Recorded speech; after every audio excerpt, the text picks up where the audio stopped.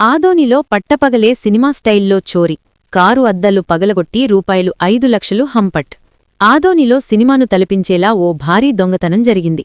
Three town police station పరిధిలోని Reliance trends వద్ద గుర్తుతెలియని దుండగులు కారు అద్దాలను పగలగొట్టి 5 లక్షల రూపాయలను అపహరించారు.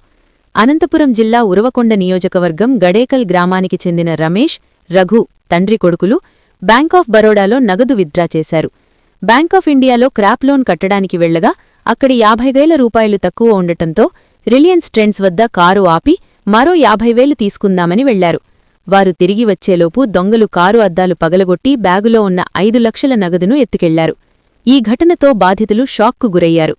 పట్టపగలే అందరూ చూస్తుండగానే దొంగలు ఇంత సాహసానికి ఒడిగట్టడం స్థానికంగా కలకలం రేపింది.